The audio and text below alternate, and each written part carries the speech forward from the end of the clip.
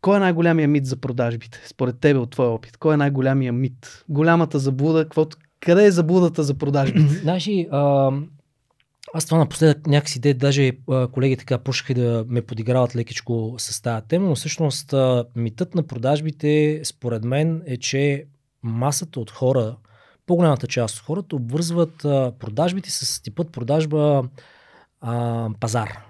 Нали, имаш стока, изкарваш на пазара, продаваш я. Нали, най-общо казано с това го асоциират.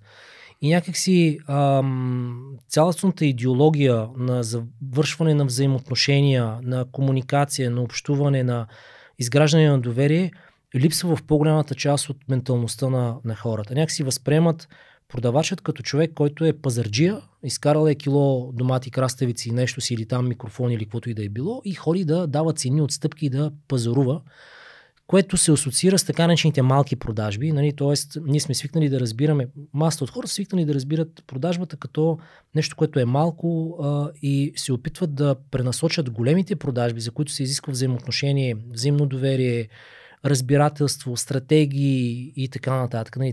Цял комплекс от неща, да прехвърлят уменията си от малките в големите и обикновено не става. И то е нормално да не става. Абсолютно. Да. Няма бъдеще.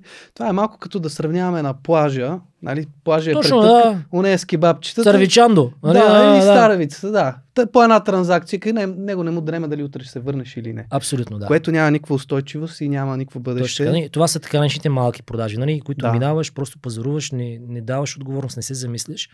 Да. Доколкото аз асоциирам продажбите по смисълът на стратегии, на комуникация, това да измислиш как да подходиш, по какъв начин да подходиш, от коя страна да влезнеш, дали през цена, дали през услуга, дали през взаимоотношение, дали през препоръка, дали през някакъв лид магнит или нещо си.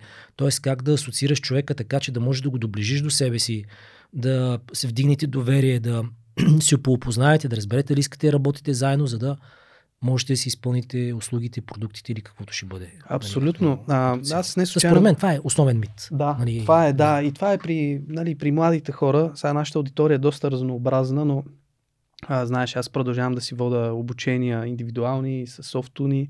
Има хора на различни възрасти. И много често, дори в програмата за млади предприемачи, имаше хора, които завършват училище или току-що са завършили. И те нямаха никаква идея всъщност, че за да имаш устойчив бизнес, ти първо трябва да имаш доволни клиенти, които да повторят или да те препоръчат. Вече зависи от бизнес модела. Да. А не просто да се шитка нещо онлайн, нали, и до там. И това е, може би, втория най-популярен мит. Нали? Да. Ще си направя едно сайтче, ще си кача някаква стока и изведнъж ще завалят някакви продажби. Да. Не става така. Нали? Да.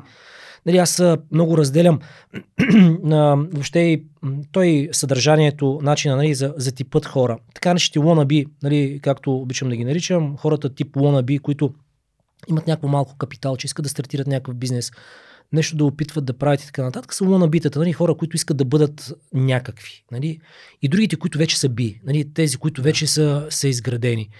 И аз в целият шум от бизнес обучения, бизнес консултации, стартиране на бизнес, предприемачество и така нататък, пазара е залят за контекст тип wannabe. Елате, ние ще ви направим предприемачи, нали, или там търговци или каквото и да е било. Нали. Да.